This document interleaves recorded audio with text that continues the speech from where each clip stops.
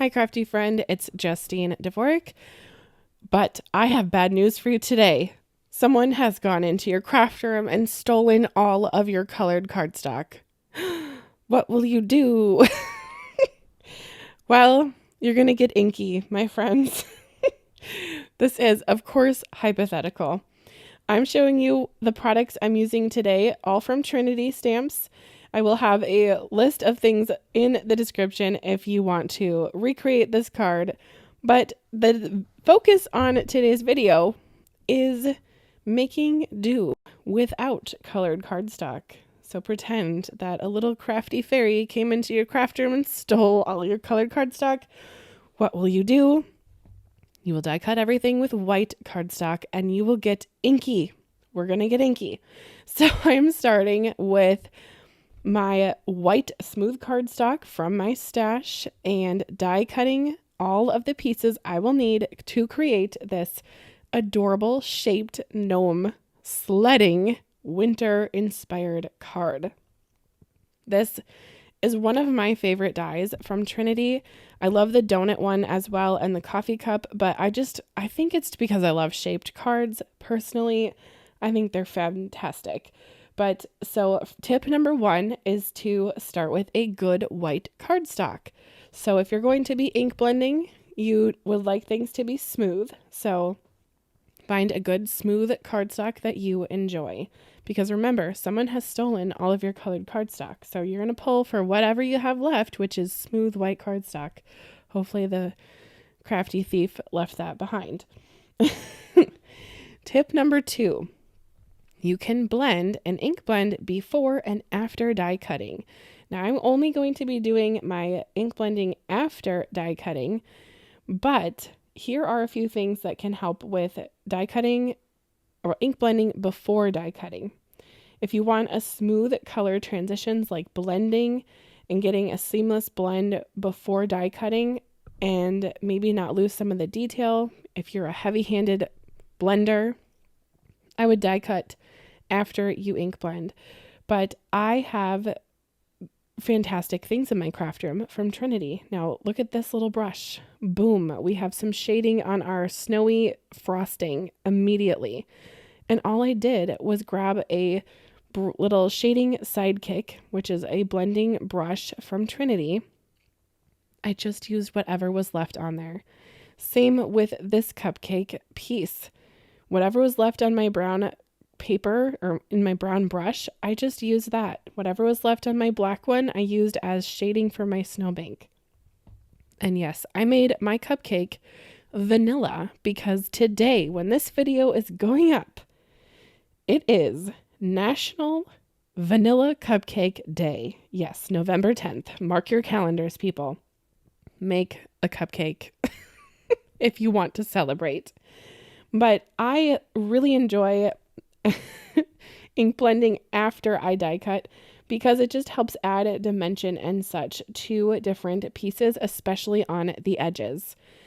Now, because someone, little crafty fairy, stole my my color cardstock, I'm using my blending buddy, which is the bigger, chunkier, if you will, brush that is going to be helpful for blending, putting my ink down on my paper from Trinity. And this is my teal one. So this is going to be with my Salvage Patina Distress ink.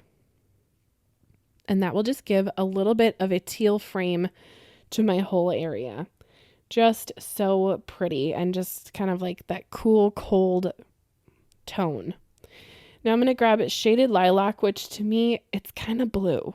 I know it's purple, but it's kind of blue.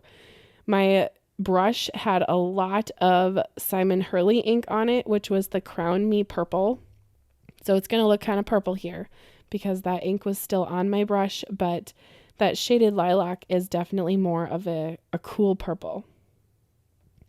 But tip number 4 is trying color combinations that pop.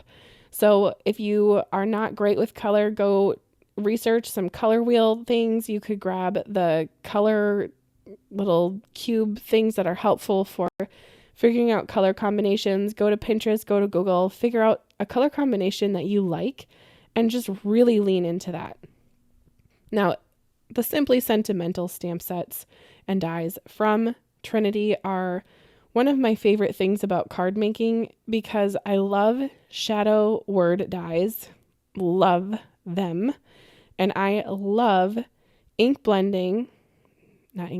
love heat embossing with white embossing powder.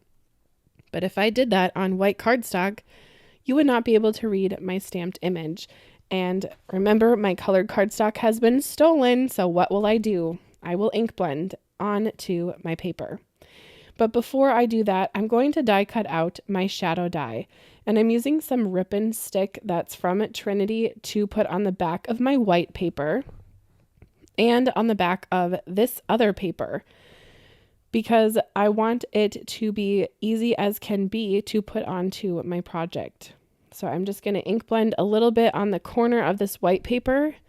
And then when I die cut out the shadow for the word special, it will be tealish blue. And that will go with the background little haze of the cupcake. Now, I know the elephant in the room is how adorable the little gnomes are on the sled with their little trees. Oh man, they're just so cute. That is a stamp set from Trinity. I will link that down below. I love a gnome, and Trinity has fantastic gnome stamps. So, I had to grab a gnome because they're going to slide on the frosting of this cupcake. So my last tip for you, I'm going to do later in the video, so stay tuned for tip number 7. But for my little stamped image or my stamped sentiment, I'm going to really just lay down the ink on here, and that is great for building that color up. Now, my ink is wet, and any of that embossing powder is going to stick to it. So what I'm going to do is just set it off to the side. You could either heat set that, or you could put some anti-static powder over that little purple as well. So for now, it's just drying off to the side as I assemble the word special. And like I said, I use that ribbon stick, which basically turns my die cut into a sticker. If you haven't tried this, you've got to. It is amazing because you're not going to have any glue smushes on any of your letters here. And I can just use the little pickup stick tool from Trinity here and just align everything without glue getting all over. And because I have ink on the background of that word special, if I did have liquid glue get all over, it's actually going to pick up the color from that ink. So that ribbon stick really saved me a crafty accident that was potentially looming in the background. All right, I used a little anti-static powder there to make sure everything was dry and not going to stick. And then I'm just using some clear embossing ink here to stamp out 2 words. Now, these words were from the Simply Sentimental holiday. So I am mixing and matching different stamps and dies from my stash of Trinity items and really just making this vanilla cupcake celebration card my own. And it just says extra special greetings is going to be my final sentiment on my project. So it could be a holiday card, a Christmas card, a winter birthday card. It could just say hello to a friend, a hello card, because special greetings is very open to interpretation. So that's my kind of card, It could be for whatever, because sometimes you forget certain events. Just me? No? Okay. And then you need a card. And then this one would be ready to go for multiple occasions. Now I'm going to take this over to my little paper trimmer here and just do a little bit of some trimming and eyeballing everything to make sure that it is but trimmed out. So there's a little bit of an even border around all of the little words. I love that the purple on the back of these word dies here really coordinate with my cupcake wrapper. I think it just makes everything tie in well together. Now, if you have questions about coloring the little characters here. I colored them off camera because I really wanted the focus of this video to be highlighting the fantastic brushes from Trinity. But if you have questions, just ask and I can answer those for you in the comments. Now to assemble, I like to assemble with my shaped card open. So I have not done that final crease just because I like to make sure everything is looking straight and is lining up with the border, because that teal border is really just going to be that soft, icy haze that I really love to see. Then I'm going to use these thin 3D foam squares from 3L and pop up the frosting part. And I'm also going to pop up the sentiments that are on the bottom. Next, to work on the top of the frosting area, I'm positioning my 2 trees off to the left on the bottom. And then I'm going to pop up the little tree with those same foam squares just for added dimension. Now I like to work in threes and odd numbers, so I have 2 trees and 1 stamped image of my little gnomes, but adding a 3rd tree might be kind of cute because it would be 3 trees, 2 gnomes. But I didn't want to go crazy with my cupcake topping. Definitely done that in the past before. Now I'm going to add sparkle spots because I love sparkle spots.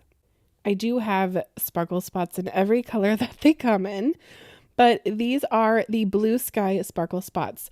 So they have a bit of a teal sparkle to them, and on top of the purple card, it just looks so gorgeous. So I'll just add those on with my little pickup stick, coming in very handy yet again. I'm just going to add 6 of them. So yes, it's an odd or an even number, but they are in groups of 3, and that's all right with me. We're going to add a little bit extra oomph to the bottom here in just a minute, but I will go ahead and score with my creasing tool just to give it a strong crease. Now here is tip number 7. You've been waiting for it, but it's the finishing touches. So I am going to be adding this white gel pen here to my stamped areas, but I also am going to add it over where I did the ink blending. And this just gives that extra special little finishing touch and makes a little bit of snow because they're sledding.